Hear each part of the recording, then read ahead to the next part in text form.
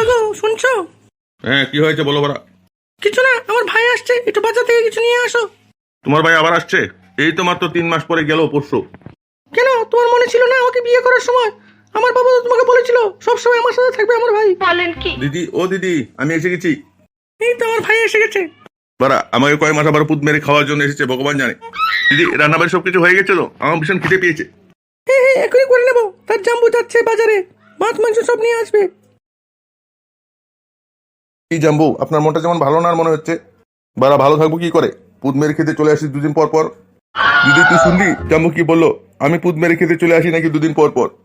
আরে ভাই, তুই মনে কিছু নিবি না, তোর জাম্বুর মাথাটা ভালো না, কাজ করে কম।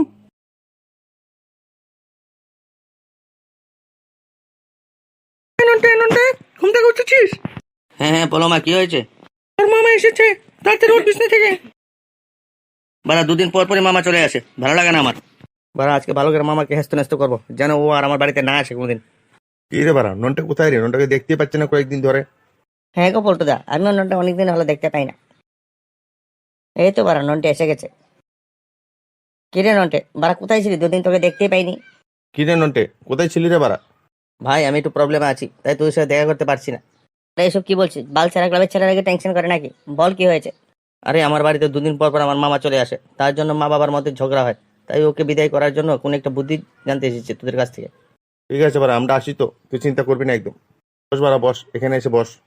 পল্টু, যেভাবে হোক ননটাকে এই বিপদ থেকে বের করতে হবে। ওর ঘরের অশান্তি থেকে দূর করতে হবে ওকে। হ্যাঁ রে বাড়া, তুই কথাটা ঠিকই বলেছিস। দেখি কি করা যায়। শুন বাড়া, একটা বুদ্ধি পেয়েছি। হ্যাঁ, কি বুদ্ধি বল? নন্টে, একটা কাজ করবি। হ্যাঁ, কি কাজ বল? আমাকে আজকে রাতের বেলা আমাদের যে পচা আরো একটা ভাঙা ঘর আছে ওইটাতে নিয়ে আসবি। ওইখানে আমি একটা মাগের জোগাড় করে রাখবো। ওর সাথে একসাথে পাকার খাওয়াই দুটাকে মার দেবো ঠিক করে। হ্যাঁ রে বারা, কথাটা ঠিক বলেছিস। একটা কাজ কর, এখন বাড়ি যা, গিয়া মামার সাথে ভাইল দিয়ে মামাকে বিকেল নিয়ে আসবি। ওকে বাড়া, ওকে। কিরে ভাই, খাওয়াটা কিরম হলো? খুব ভালো হয়েছে দিদি, খুব টেস্টি রান্না হয়েছে আজকের। বাড়া, জামাইবাবুকে পুত মারা খাওয়াটাই তো আলাদা হবে না? আরে এসব বলো না, আমার একটাই মাত্র ভাই। আরে মামা, তুমি ভাত খেয়ে নিয়েছো? হ্যাঁ হ্যাঁ ভাগ্নে, খেয়ে নিয়েছি। তোর মা খুব টেস্টি রান্না করেছে। মামা, চলো আমরা কোথাও ঘুরতে যাই। হ্যাঁ হ্যাঁ ভাগ্নে, চল চল। বাবা, তোরা তাড়াতাড়ি চলে আসবি ঘরে। হ্যাঁ হ্যাঁ মা, তুমি চিন্তা করো না ওসব নিয়ে। কি রে ভাগ্নে, এটা তুই আমার কোথায় নিয়ে এসেছিস? মামা, এই ঘরেতে তোমার জন্য একটা আমি স্পেশাল জিনিস এনে রেখেছি। তুমি যেটা দেখে আমাকে অনেক ভালো লাগবে। ঠিক আছে বাড়া, ঠিক আছে, চল চল দেখি গিয়ে কি জিনিস এনেছিস।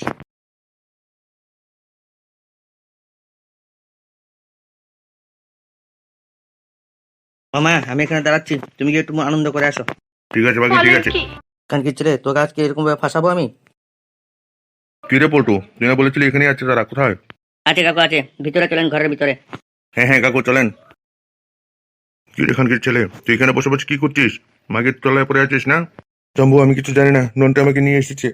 চুপ খানকির ছেলে, আমার ছেলে নিয়ে মিথ্যা কথা বলা ঠিক হবে না তোর। আর আপনি অনেক আমার বন্ধুকে যন্ত্রণা করেছেন, আজকে আর ছাড়বো না আপনাকে। তোর সবাই মিলে কথা কম বলে ওকে। হ্যাঁ হ্যাঁ বাবা, ঠিক বলেছো তুমি।